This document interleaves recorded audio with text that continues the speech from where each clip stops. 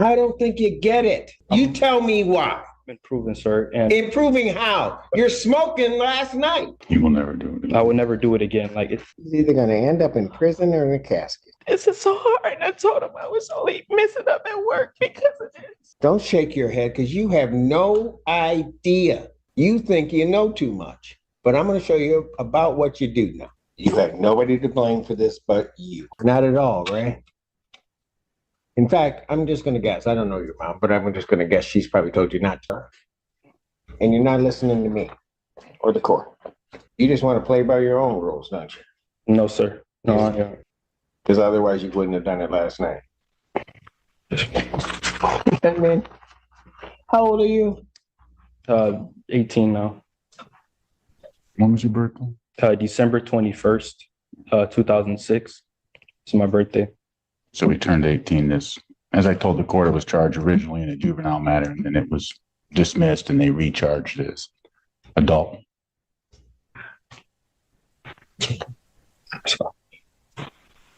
You understand, young man, that you are facing a life offense. Yes, sir. Yes, Your Honor. You understand that? Yes, Your Honor. And it's taken a lot for me to realize what position I am in, and I don't think you get it.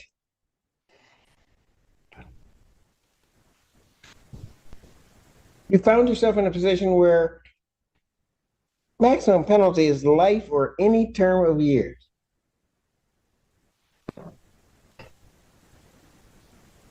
Have you graduated high school? no, sir. No, you haven't even graduated high school and you're facing a life offense. And then somebody just gives you some simple rules to follow, some simple things not to do. And you can't do that. You can't follow your mother's rules. You can't follow the court's rules. You can't follow any rules. So you tell me why, if you're just going to throw away your life, why I shouldn't just lock you up right now? No. You tell me why. Improving, sir. And Improving how? You're smoking last night.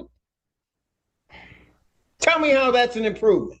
I do it. I'm gonna tell you, I usually need to study or focus study, and it helps me focus while studying. I listen to music, and honestly, no harm for it. And You will never do it again. I would never do it again. I can quit whenever I'm not addicted to it or anything. I just like it because it helped me study. Now we did great.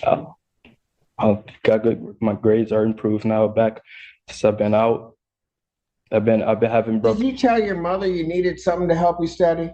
I said I prefer. I actually. Did you tell your mother that? No. No, sir. Because you're just so grown, you took it on your own. Sorry.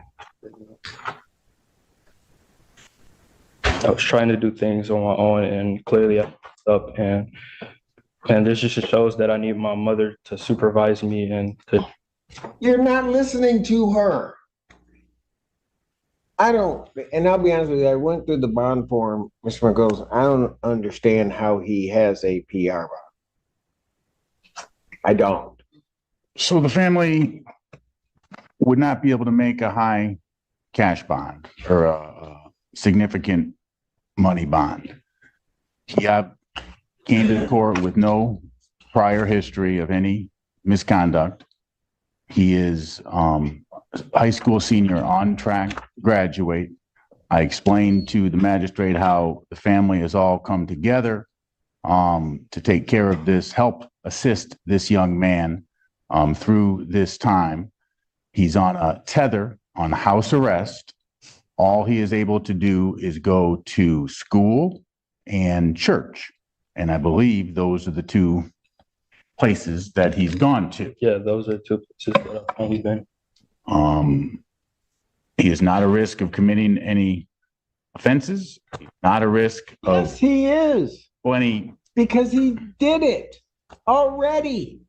It's possible, and not to excuse anything here, Judge, but it's possible that I didn't explain the conditions sufficiently to this young man. How's that feel with your sword in your chest?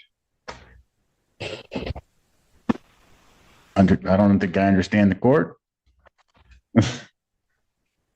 I don't mind attorneys falling on the sword for their client, Thank but you. this young man is not listening. He is not. He is just going to decide to do things his way. And I think his problem is he's running to the wrong judge to try to do stuff his own way. Understood, Judge. I would suggest that perhaps if he were to test regularly and prove to Your Honor that he does respect the court, does understand what he needs to do. You know, Mr. Margolis, I don't mean to interrupt you. No worries. It's almost not so much about respecting the court, although I do require that. But you know, I'm sitting up there watching on the Zoom screen, and I see his mom just standing beside her child. And it's the fact that you don't respect her that is really irritating me. And because of that, you're not even doing the things to respect yourself. You're an 18-year-old kid up here facing life for what? And again, I don't know your mom, but you got these charges come up, you got your mom scared to death. If Your Honor would like to speak with her, she'd be more than happy to talk to the court. Right?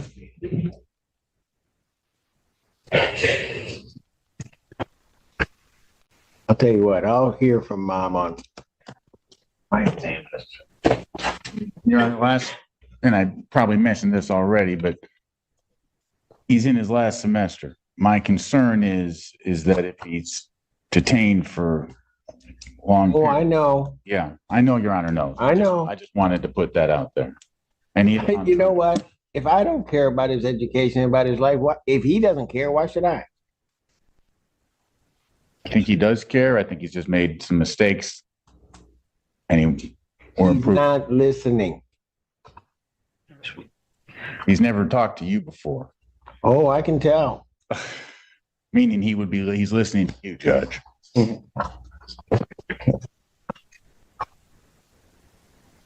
Mom, is there anything you want to say? I know this is not. Excuse me one moment. Oh, yes. Please. Let me see where he wants her to speak. Step back there, of course. Put him over there with you, Alan, and then mom can come up so I can hear her. State your name. Nicole Barrow. All right. What do you want? What do you want to tell me? I know most moms will say that they have like a good kid and they give you this long spiel and then they do something bad and they're like, oh no, you should believe it. But when I tell you, like, I'm in shock, utter shock.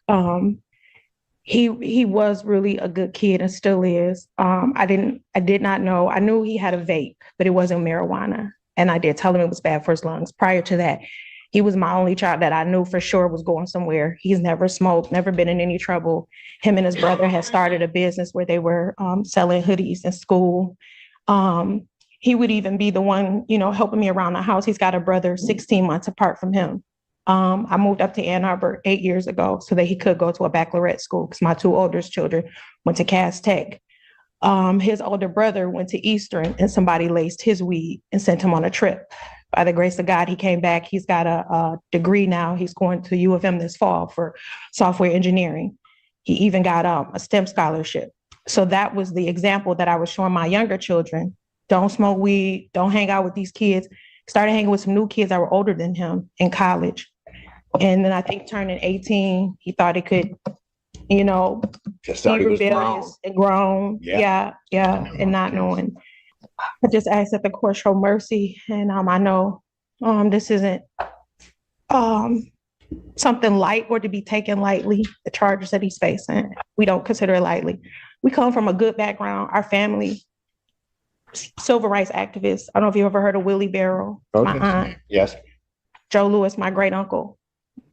I'm doing well at Blue Cross. I'm making a name for myself with the CEO. I'm back in school. Ma'am, So he comes let from me a good stop family. you. I'm sorry. I do not doubt that at all. Yeah.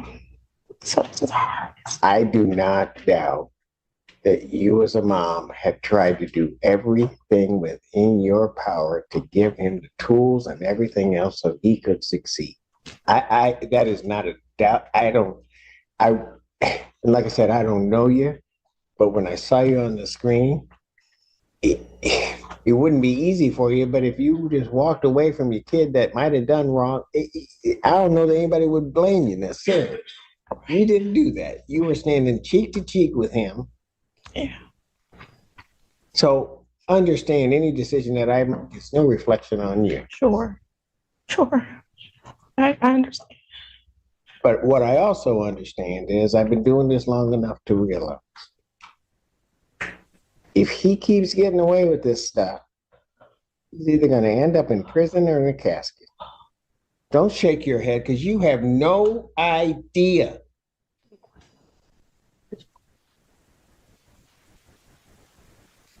You think you know too much, but I'm going to show you about what you do know.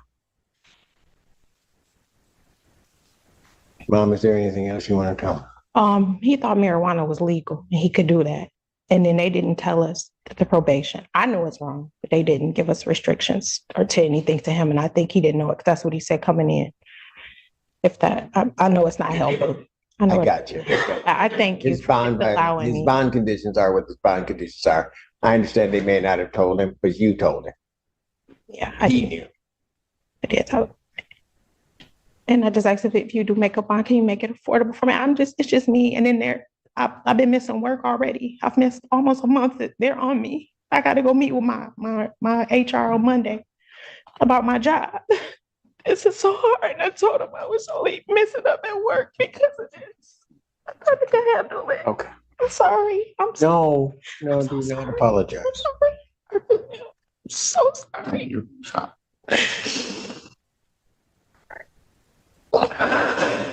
What time's your appointment on Monday?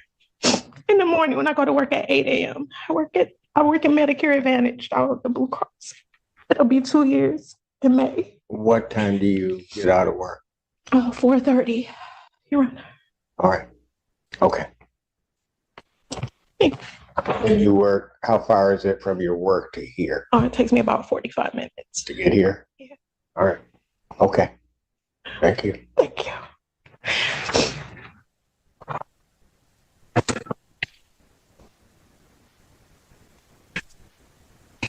Your Honor, the people's original request was for $25,000. That was before the people were aware of the new violation with the marijuana. This time, people will be requesting refunded for the violation. I know the court indicated that I've gone through the bond request form. I know my colleague did a fantastic job outlining all the facts.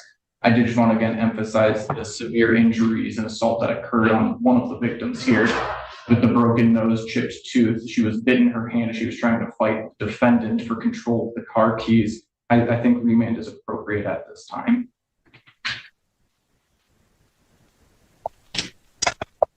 Margot. I have nothing additional to add, Judge. This isn't the time to talk about the facts. We do have compelling defense to this case, but I'm not going to get into them now. This is a first offense, first charge of the lifetime for this young man. The family does not have money to pay a high bond. I would, if Your Honor was going to change the bond, I would suggest something in the range of 10 to 25,000, 10% if possible. But if I make it higher than that, then family doesn't have it, and then he doesn't graduate. Correct. And everything's a mess. Correct. Hey, man, anything you want to say? Hold me. I just want to say that I do learn from my mistakes. I'm getting closer to God. I know. What you're really watching here is a strategy straight out of the defense playbook. Stack the courtroom with sympathy and hope it overshadows the crime. The problem is, judges have seen this tactic 1,000 times, and it usually backfires when the defendant's behavior screams recklessness. Showing up after smoking weed isn't just dumb, it's basically proof you're not taking the system seriously. And once a judge smells that kind of arrogance, the tears and speeches don't often soften the blow, they sharpen it. I do look at my mistakes and I know it impacts my family and I know it impacts my mother and it really breaks my heart. I've been improving. I've been improving in school, my business. I'm helping opening up a business today actually for pregnant women for a pregnancy pillow. I'm trying to like Do the right thing. do the right thing, and You I won't smoke again. That's no problem for me to not smoke again. I won't, like, other than that, like, I've been following my probation rules. I've been texting my probation officer. Have not committed any other violations. I've been going to school on time, and I really apologize to the court. I'm sorry. I apologize to you. And that's it.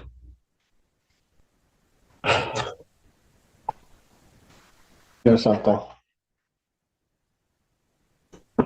So I'm sitting there listening to your mother, and man, understand something.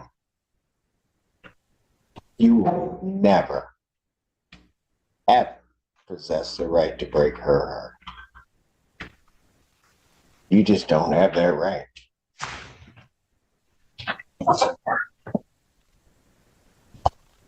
Normally, an easy thing for me to do is to accede to the people's request.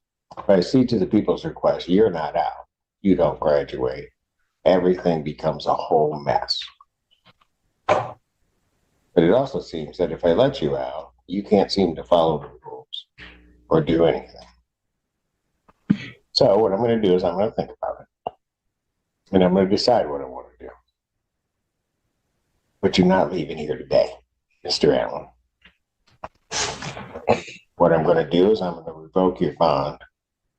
You sit there and you think about it. I'm going to set a bond hearing 4 o'clock on Monday, 4 p.m. I'm setting 4 p.m. so you can get into the building. Ma'am, you get to work. You get here. We'll be here. We'll wait for you. Okay? We'll finally have somebody that's waiting on you as opposed to you waiting on everybody else and everything falling through. But what you're going to do, young man, since you can't seem to understand what kind of life you're kind of headed to, you ever been in jail? Yeah.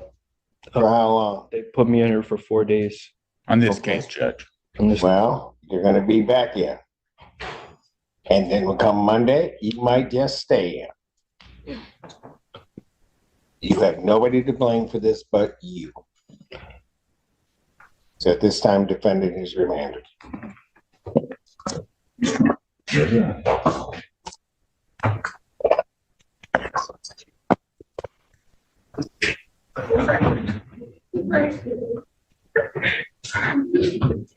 We'll see you on Monday. What stuck with me here isn't just the arrogance of the defendant, it's how much time and energy the court has to waste on people who clearly aren't ready to take accountability. Every tear, every excuse, every "he's just a kid" speech, none of it changes the fact that someone got seriously hurt, and the system can only bend so far before it starts breaking down for everyone else waiting on real justice. It raises a bigger question: do we risk creating more entitled defendants when judges go soft? Or is there still value in giving second chances to people who clearly don't get it? I'd love to hear where you land on that, so let me know in the comments. Thank you guys so much for watching, and I'll catch you in the next one.